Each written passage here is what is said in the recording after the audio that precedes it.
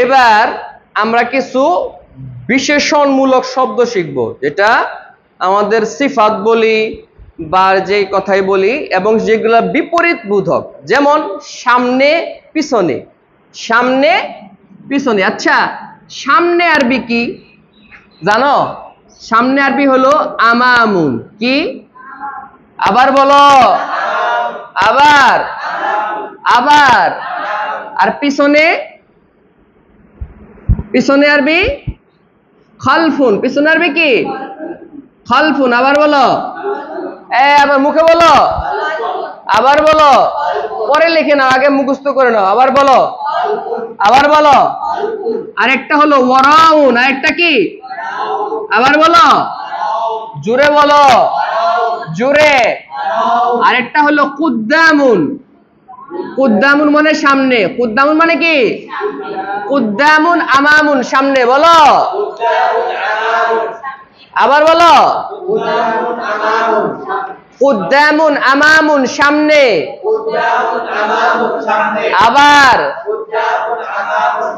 আবার। ওয়ারাউন খালফুন, পিছনে। জোরে বলো, আবার বলো, আবার। এখন যদি আমরা বলি সে পিছনে, তাহলে হুয়া খালফুন না, হুয়া ওয়ারাউন। সে সামনে, হুয়া আমামুন, অথবা হুয়া। এখন যদি আমরা বলি সে কি সামনে, তাহলে কি বলবো? হাল হুয়া আমামুন। এখন তুমি বলো না সে পিছনে, কি বলবা উত্তরে? লা হুয়া। হুয়া পিছনে। পিছনে আরবি কি? খালফুন। বুঝো নাই কথা? তুমি জুমলা এগুলা এক বচন, এর শুরুতে তুমি এক বচন গুলা লাগাই দিবা। হ্যাঁ, এগুলা কিন্তু ছেলে মেয়ে নাই। এখানে খালফুনের কোনো ছেলে মেয়ে নাই, ওয়ারাউনের মেয়ে ছেলে নাই, আমামুনের তুমি স্ত্রীলিঙ্গ মানতে পারবা না। হ্যাঁ, কুদ্দামুনের স্ত্রীলিঙ্গ নাই। সে মহিলা পিছনে, তাহলে কি বলবা? হিয়া খালফুন, হিয়া হিয়া ওয়ারাউন, তাই না? মনে থাকবে না। এখন এর সঙ্গে আমরা আমার আরবি কি? আমার আরবি কি? ইয়া। আমার আরবি কি? ইয়া, তার আগে অক্ষর জের, তাই না? আর তোমার আরবি কা এবং কি, তাই না? কা এবং কি, এই দুটোর অর্থ কি? তোমার।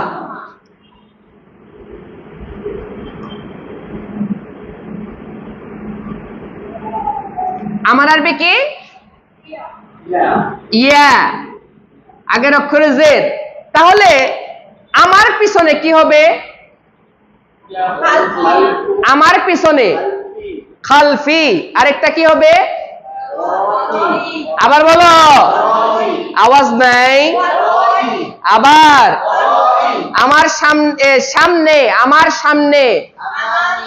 আবার আরেকটা, আবার আমার পিছনে, আমার পিছনে, আমার পিছনে, আমার সামনে, আমার সামনে, আমা আমামি, আমার সামনে। আরেকটা, আমার পিছনে। আরেকটা, সে আমার পিছনে। আরেকটা, হুয়া, সে আমার সামনে। আরেকটা, হুয়া। জোরে বলেন না কেন?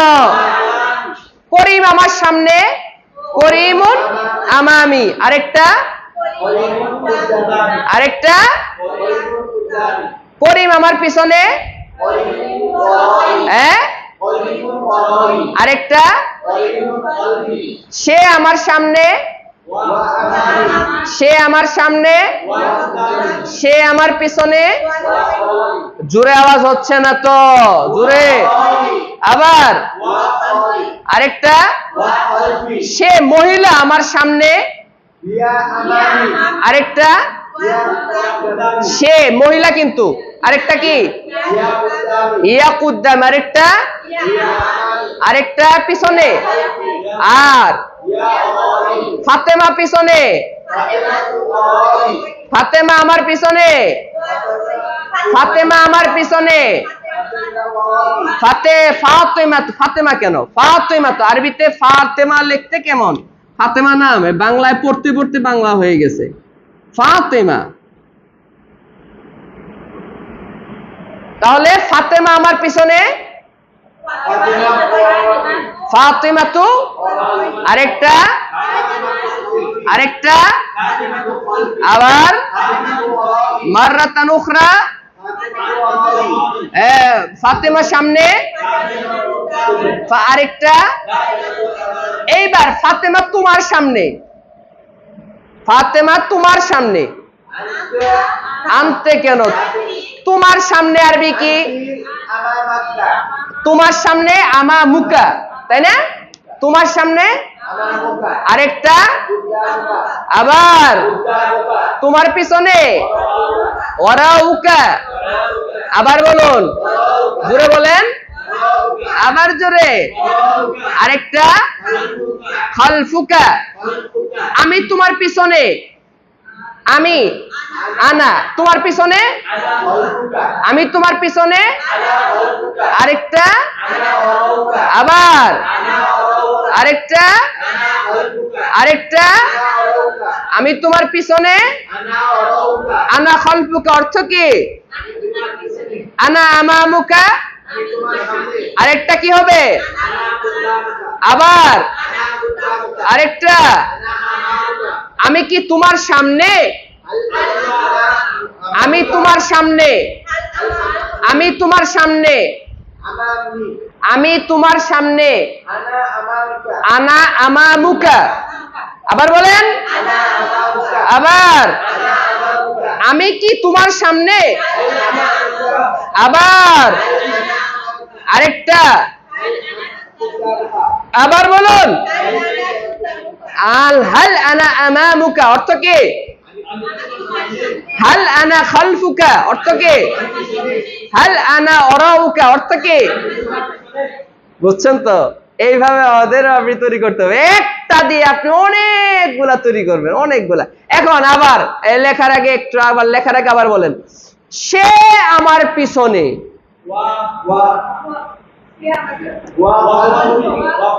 হুয়া খালফি, সে তোমার পিছনে, হুয়া তোমার, তোমার, হুয়া ওয়ারা উকা, সে তোমার সামনে, আরেকটা তুমি তোমার সামনে, তুমি আরবি আনতা, আরেকটা আনতি, তুমি তোমার সামনে, আনতা আমামুকা, আনতা আমি তোমার সামনে, আমি তোমার সামনে, আনা আমামুকা তুমি তোমার সামনে, আনতা আমামুকা সে তোমার সামনে। বুঝো নাই কথা? আমরা তোমার সামনে, নাহনু আমরা তোমার পিছনে। মিছিলে বলে না, মিছিলে বলে না, তো ভাই এগিয়ে যাও আমরা আছি তোমার পিছে, তা আমরা তোমার পিছে কি আছি? নাহনু, আরেকটা, আরেকটা কি? জোরে বলো, আমরা আছি তোমার পিছে, কি হবে? নাহনু ওয়ারাউকা, নাহনু।